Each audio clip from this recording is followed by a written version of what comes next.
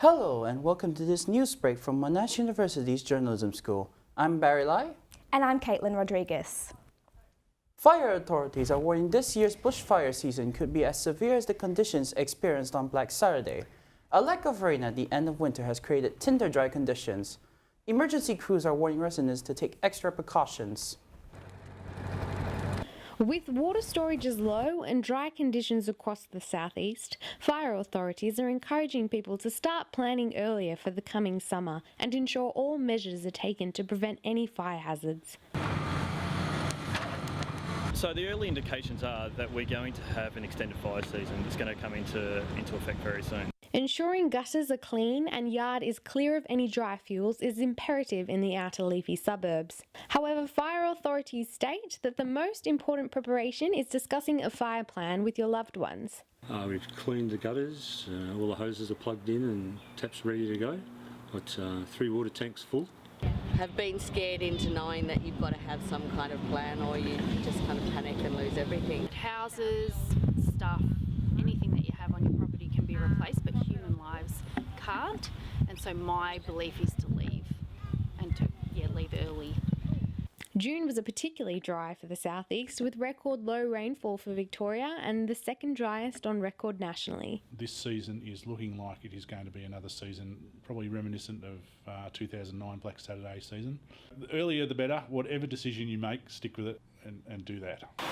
Whilst the El Niño is partly to blame for this particularly arid weather, the Bureau of Meteorology research suggests that climate change has increased the likelihood of warmer winters, and we can expect more dangerous conditions like this in the future. Thousands of people flocked to the heart of the city in support of same-sex marriage. The Yes campaigners marched metres of colourful fabric down Flinders Street towards Treasury Gardens. The leader of the opposition, Bill Shorten, joined other key political figures to show his support for marriage equality. Can you go one more day than the no case? That is all you need to have. The rally was organised by Equal Love, a group that's been campaigning for marriage equality for 13 years. The Australian Bureau of Statistics estimates 57.5% of ballot papers in the same-sex marriage postal survey have been returned so far. There has been a re-emergence of so-called killer clown pranks, coinciding with the release of the movie It, which features a sinister clown. Victims are horrified the tasteless craze has returned. But it actually happened in first grade, so I thought it wouldn't be safe for me anymore, so I tend not to go late. The self-proclaimed killer clowns are reportedly planning something big for Halloween. The Richmond Tigers' home ground was overflowing today as thousands of fans flocked to the team's final open training session for the season. Supporters have waited 37 years to see the Tigers make a grand final. Thousands of eager Tigers fans have flocked to Punt Road Oval in Richmond to watch the Tigers' last public training before the grand final on Saturday.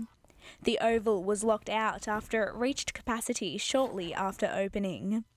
Many fans were unable to get inside the grounds, but that didn't stop them from finding a view.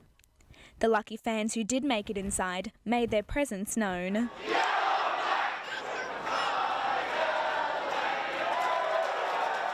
The Tiger Army has eagerly awaited a Richmond Grand Final for over 30 years.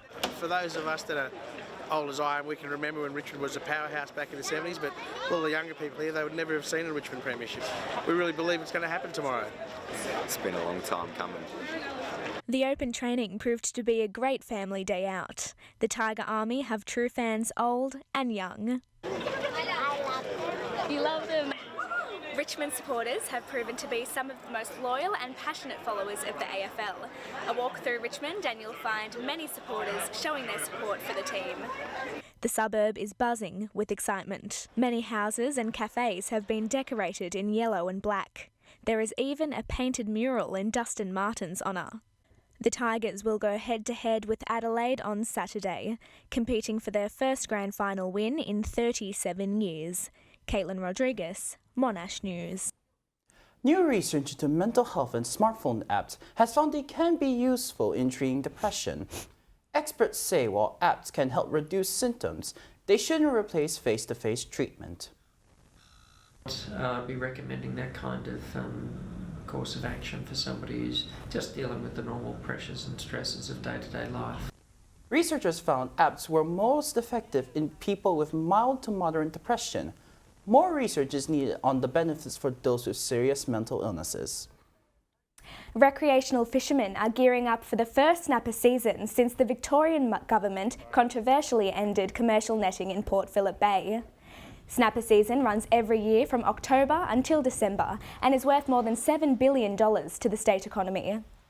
And while the state's ban on commercial netting hopes to improve recreational fishing, some experts remain unsure of its effectiveness. Most of the snapper coming in the bay are caught on long lines, so they're not affected by the new rules.